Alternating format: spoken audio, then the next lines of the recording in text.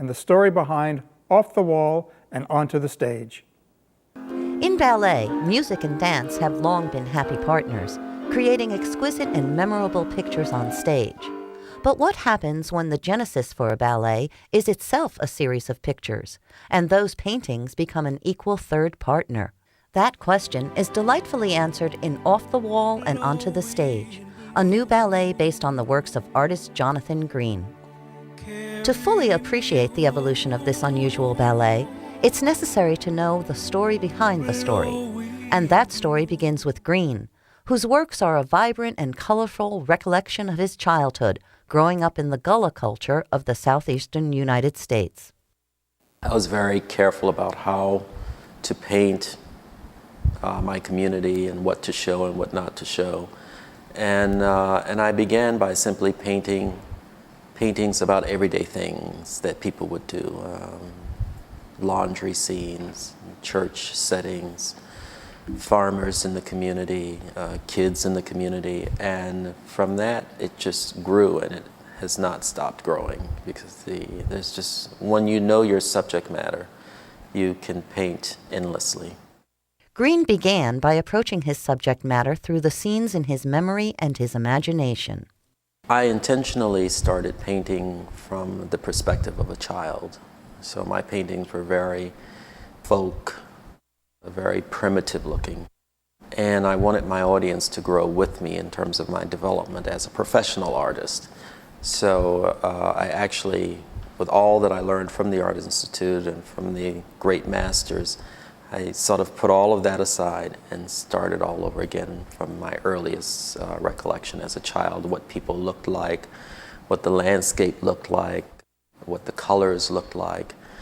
And those paintings are fairly dark paintings. The cultural representations, the bright colors, the sense of flow, these are the elements that inspired William Starrett, artistic director of South Carolina's Columbia City Ballet, as he began to craft dances from Green's paintings.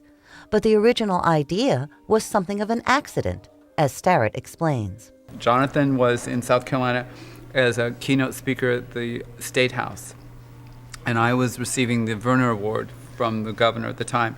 And Jonathan and I kept visiting throughout the day. There were luncheons and cocktail parties and receptions, and we spoke at the State House. And Jonathan, just his generous nature, and he said he wanted to contribute a painting as a fundraiser for the ballet. And totally out of social grace or trying to say something to come up to that level, I said, oh, well, I want to bring one of your paintings to life. And I didn't even know what I was saying. The idea, however, stayed with both men, and as soon as Starrett visited Green and saw his body of work, he knew it was an idea worth pursuing. I instantly saw the paintings with so much movement in the color, and I absolutely saw how it could come to life and wondered why I hadn't thought of it before.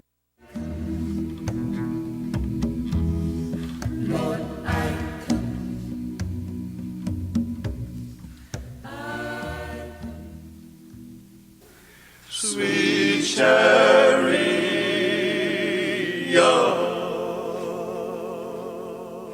I'll tell you, the reason I was compelled to that painting was because the feet were cut out, so that the feet don't exist in the painting. So I thought, aha, I can put whatever shoes on that person I want.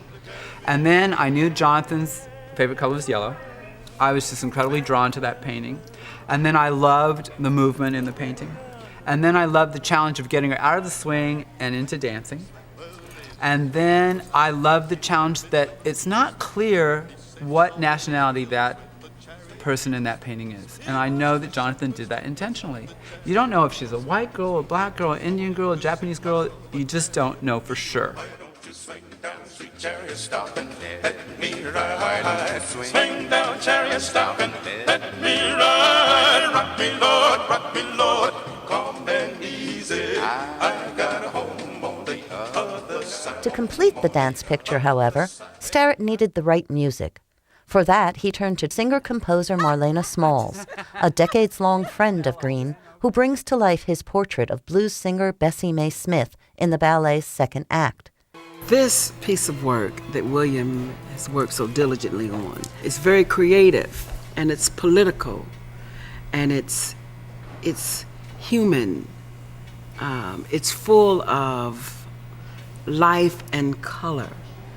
And we have people from all over the world.